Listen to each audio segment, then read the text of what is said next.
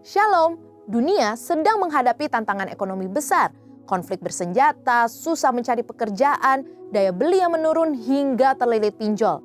Tapi kehidupan anak-anak Tuhan tidak ditentukan oleh situasi, melainkan oleh kasih karunia-Nya. Di era Pentakosta ketiga dan era penuaian ini, termasuk penuaian berkat materi, Tuhan ingin kita berdoa, hidup dalam firman, dipenuhi Roh Kudus, dan menjadi saksi, termasuk di marketplace, melalui cara kita mengelola keuangan dengan bijak di tengah kesulitan. Dalam Voice of Pentecost kali ini, kita akan membahas bagaimana firman Tuhan membimbing kita mengelola keuangan secara iman dan bijaksana di masa sulit. Banyak orang salah memahami Yakobus 4 ayat 13-17, seolah iman berarti tidak perlu rencana atau kerja keras. Padahal Alkitab mengajarkan perencanaan sebagai bagian dari pertumbuhan iman, seperti semut yang mempersiapkan makanan, dan nasihat Yesus bahwa membangun menara pun perlu perhitungan keuangan. Kita perlu pahami bahwa bagian Tuhan adalah menyediakan berkat, yaitu ide kreatif, kekuatan untuk bekerja, kuasa untuk mujizat, dan perlindungan dari tipu daya. Tapi bagian kita adalah meresponinya dengan bekerja keras, tidak malas, hidup bijak dalam mengelola uang, tidak gengsi, jujur, bayar utang, dan menabung. Keuangan memiliki siklus, seperti hidup dan musim. Masa muda dan masa tua, masa menghasilkan dan masa menggunakan. Banyak orang gagal dalam keuangan bukan karena tidak berniat baik, tetapi karena gagal merencanakan. Seperti yang dikatakan oleh John C. Maxwell, gagal dalam perencanaan adalah perencanaan untuk gagal. Dalam Matius 25 ayat 14-30 mengenai perumpamaan tentang talenta, ada dua prinsip penting yang dapat kita pelajari. Prinsip pertama, kita adalah pengelola, bukan pemilik. Tuhanlah pemilik berkat. Kita hanya pengelolanya. Tugas kita adalah setia dan bijak dalam mengelola segala hal yang Tuhan titipkan.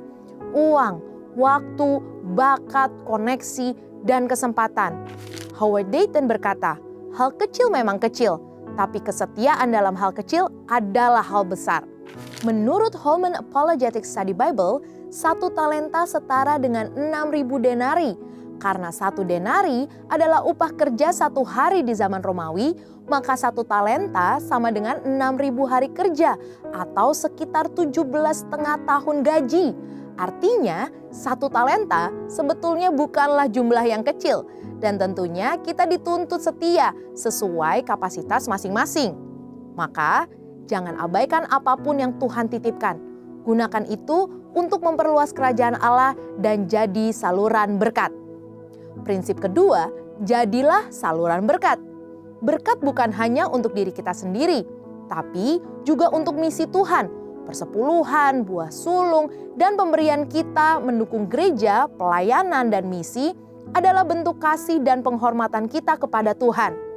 Jika tidak dikelola dengan baik atau bahkan kita kubur, Tuhan tentu akan mengambil kepercayaan itu dan memberikannya kepada orang lain yang setia dan mau mengusahakannya bagi perluasan kerajaannya. Menjadi saluran berkat juga berarti memenuhi kebutuhan keluarga, pendidikan anak, masa pensiun, ataupun asuransi. Firman Tuhan di 1 Timotius 5 ayat 8 mengatakan bahwa orang yang tidak memelihara keluarganya lebih buruk dari orang yang tidak beriman. Menabung juga menjadi salah satu bentuk pengelolaan yang bijak, di mana kita menunda kebutuhan hari ini demi masa depan. Prinsip tersebut juga dilakukan oleh Yusuf saat di Mesir. Tapi tentu, menabung tidak bisa asal-asalan. Kita perlu menempatkannya di tempat yang terpercaya dan bijaksana. Kalau menabung dianggap tidak beriman, maka kisah Yusuf pun seharusnya tidak ada di dalam Alkitab. Jadi, kita perlu untuk selalu ingat bahwa Tuhanlah yang menyediakan dan kita yang mengelola. Perencanaan dan pengelolaan keuangan bukanlah lawan dari iman, melainkan tindakan iman itu sendiri. Sebagai murid Kristus, marilah kita setia dan bertanggung jawab mengelola berkat-berkat yang Tuhan percayakan, agar hidup kita berdampak dan memuliakannya. Saudara, untuk penjelasan lebih lengkap dari tim teologi kami, silakan buka link yang ada di atas. atau scan QR Code yang tersedia. Tuhan Yesus memberkati.